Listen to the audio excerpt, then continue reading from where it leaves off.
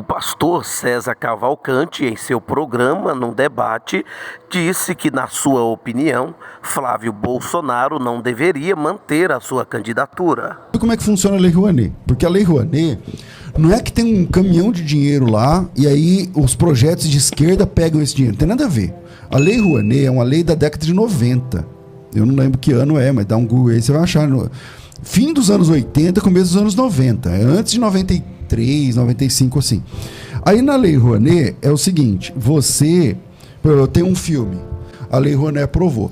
Significa que eu posso ir na iniciativa privada, buscar recursos e aquele recurso vai ser descontado dos impostos. É mais ou menos isso. Dá um Google aí, vocês vão saber. Aí o crente fala, dinheiro da Lei Rouanet, dinheiro da Lei Rouanet, ok. Mas e dinheiro da iniciativa privada? Qual é o interesse que um banco privado tem de mandar 130 milhões de reais para a produção de um filme? Eu sou o dono do banco. Eu ganho o que com isso? Se não é uma blindagem quando eu precisar. Então, aí tem a isenção fiscal, né?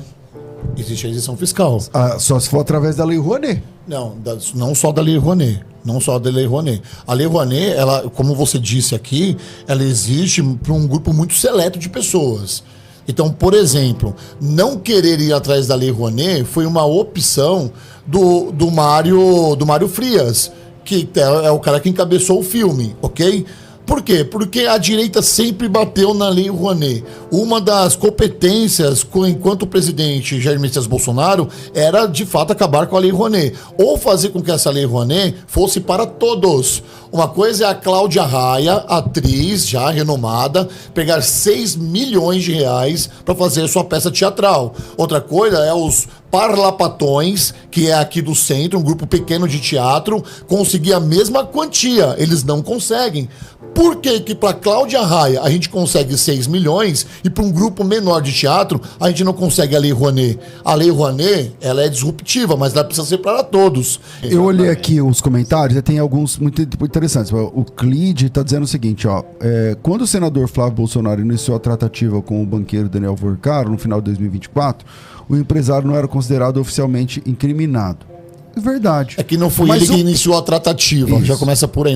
E realmente ele não tem como você prever o futuro, né? É. Exatamente. Só que quando perguntaram agora em 2026 se ele tinha algum tipo de relação, se ele conversava, ele falou, nunca. Mas foi o que a gente falou. Realmente esse é o problema, né? Esse é o problema. Quando se fecharam lá nas tratativas com o Banco Master, com o Daniel Vorcaro, nem foi o Flávio Bolsonaro que foi lá intermediar. O Flávio Bolsonaro é como se fosse um coringa na carta do pessoal da direita e fala assim, temos alguém de alto escalão aqui. Quem que é? O filho do homem. É o filho do homem, entre aspas, aqui, porque é isso que é dito, né, nas conversas, que é o filho do Bolsonaro. Nas tratativas, o Flávio Bolsonaro só entraria caso o dinheiro que estava sendo arrecadado não fosse suficiente. Então nós temos aqui um trunfo. E esse trunfo foi usado, que foi o Flávio Bolsonaro. Mas quando indagado, quando perguntado, Flávio, você tem uma ligação aqui com o Daniel Vorcaro? Porque seu nome aparece na lista telefônica do cara. Não, jamais tive contato com ele. O meu telefone, ele é muito fácil de decorar e não sei o quê. Vai ver, alguém passou meu telefone. E aí veio à tona agora as conversas. Então, só pra gente fechar e costurar tudo aqui, a questão da Lei Rouanet e do incentivo, ficou claro pra todo mundo que o filme do Bolsonaro não houve a Lei Rouanet por conta disso. Agora, que filme caro da bexiga é esse, hein, Barão? Que filme caro é esse, não? Porque, por exemplo, eu dei um Google aqui, pega uma grande produção, um Titanic, custou 200 milhões. Entendeu? Então, que filme é esse, cara? Pra retratar a vida de um político, não sei o que lá, custar. Pois e foi depositado 61 milhões. Cadê o dinheiro? Cadê esses 61 milhões? Pra onde foi? E você começa a puxar o laço do dinheiro, o laço desse dinheiro, aí tá lá onde o Eduardo Bolsonaro tá morando, casas de 4 milhões de dólares. E aí você começa a puxar, cara, e vai vir um monte de coisa. Eu prefiro acreditar, né? Eu tenho aquele trâmite de 48 horas para ler os autos, né? O que a esquerda pretende, a gente já sabe, é tirar o Flávio Bolsonaro da jogada. Esse aí é o ponto número 1. Aí eles vão continuar trabalhando. Então, independente de ele realmente ter recebido, ele, né, esse fundo, né, que é mencionado, ter recebido essa grana, está lá guardada.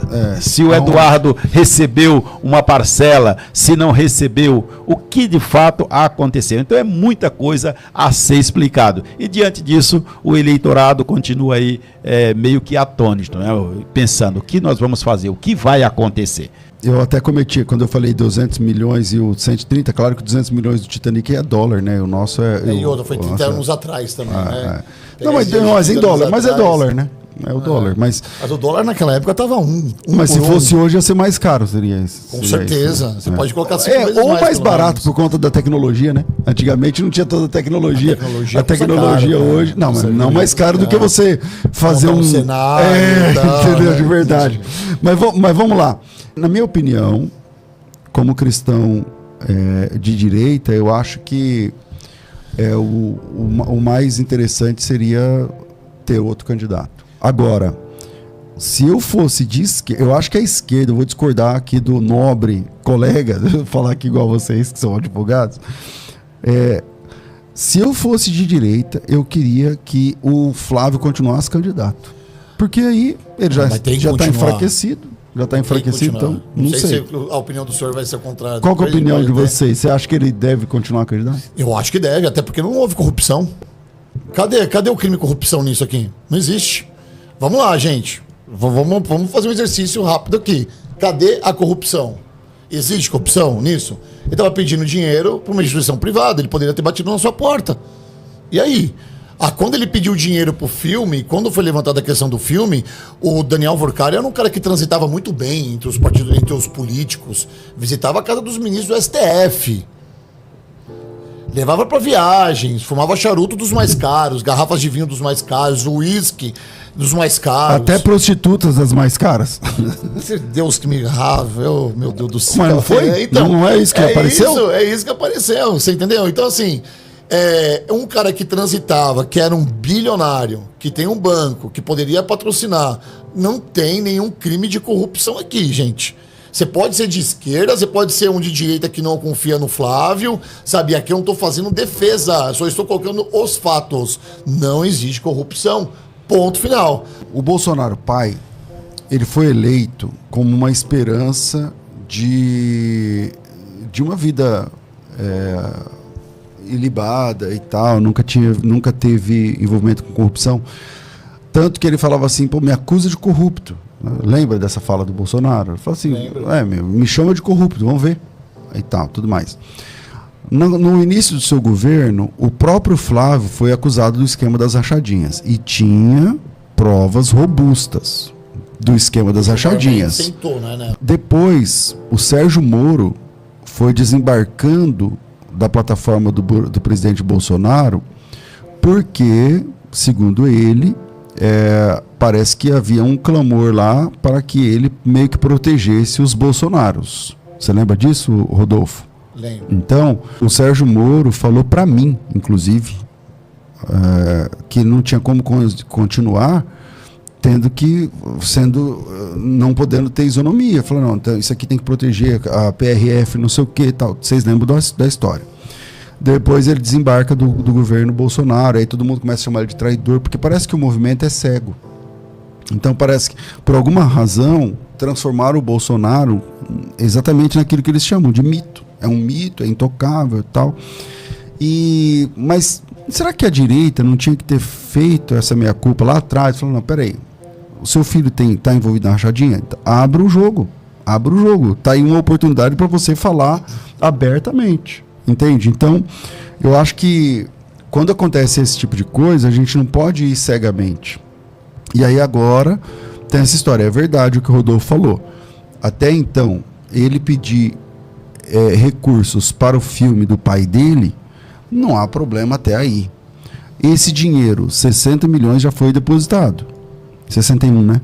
Já foi depositado. Tá, aí desse dinheiro já sabe-se que o Eduardo sacou uma parte que, segundo ele, é dele, porque ele já tinha adiantado.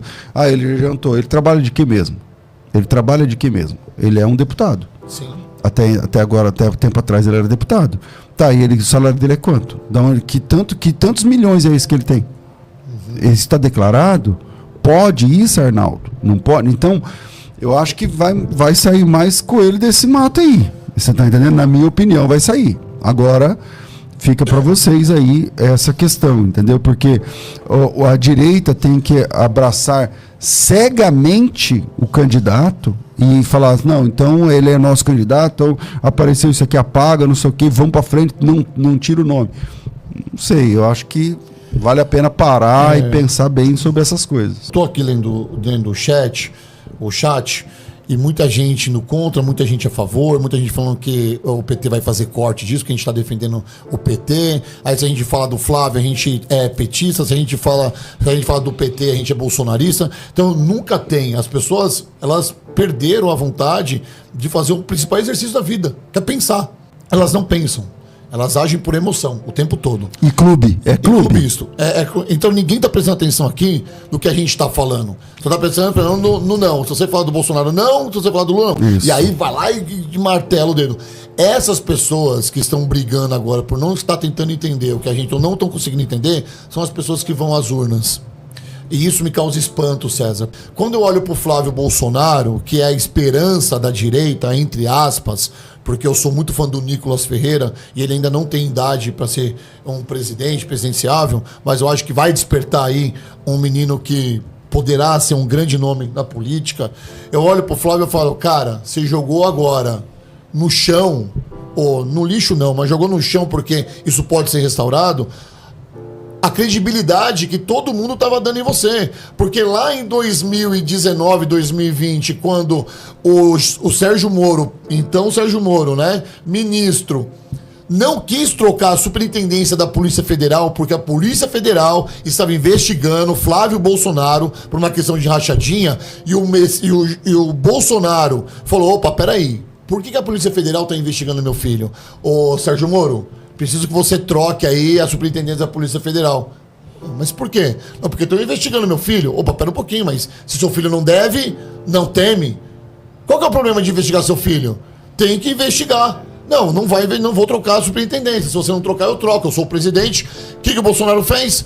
Trocou a superintendência da Polícia Federal, porque ele tinha prerrogativa como alto poder executivo, sim. Ele é o presidente. O Sérgio Moro catou e saiu depois disso. E aí a direita inteira massacrou o Sérgio Moro por conta dessa atitude. Gente, era prerrogativa dele como ministro. Qual é o problema do seu filho ser investigado se seu filho não deve? Porque isso está acontecendo com o Lulinha, que está sendo investigado agora no INSS. E o que o Flávio Dino fez? Suspendeu a convocação dele lá para a Comissão Parlamentar de Investigação, que é a CPMI, comissão mista, inclusive. E o nome do Lulinha surgiu em quantas ocorrências ou em quantos nomes aí de ONGs se beneficiando do dinheiro do INSS. Que é uma vergonha, diga-se de passagem. É uma vergonha. E não é um parlamentar com fórum privilegiado. Por que o Flávio Dino foi lá e colocou uma peste e falou, opa, peraí, no Lulinha ninguém mexe. Ele não tem foro privilegiado. Ele não é parlamentar. Se o nome dele tá nas investigações de 18 ONGs, não foram uma, não foram duas, não foram três, foram 18 ONGs de desvio de dinheiro do INSS. O Lulinha tava lá na Disney, tava viajando com o dinheiro do Vorcaro e ninguém fala disso. Mas parece que ontem aprovou que vai abrir o jogo aí do Lulinha. Eu duvido. Eu, Rodolfo Maris, jornalista, cara, operador do direito, eu duvido que o Lulinha vá pra frente. Não vai. Olha o que o Lula fez ontem. O Lula já cogitou a ideia do Jorge Messias voltar pro STF. Ou seja, se o Lula ganhar as eleições, ele não vai ter só 4 ministros do STF, ele vai ter mais um ministro, são 5 ministros do STF que o Lula... Diretamente. O Lula diretamente. Fora os indiretos. Diretamente. Fora os 3 que ele já colocou, ok? Ele vai ter maioria no STF. Porque ele já colocou o Zaquim, que foi o advogado dele, colocou o Flávio Dino, que trabalha, caminha com ele há mais de 45 anos, e por último lá colocou o último ministro que entrou no STF agora. Não, a vaga tá aberta, né? A vaga tá aberta, não colocou. E vai colocar mais 4 depois, no longo desses 4 anos. Porque alguns vão se aposentar. Carmen Lúcia é uma delas. É uma delas. Ou seja, por que a gente fala de investigar o Flávio Bolsonaro? Não pode, mas o Lulinha pode. Gente, não tem inocente nessa história. Parem de ser idiotas.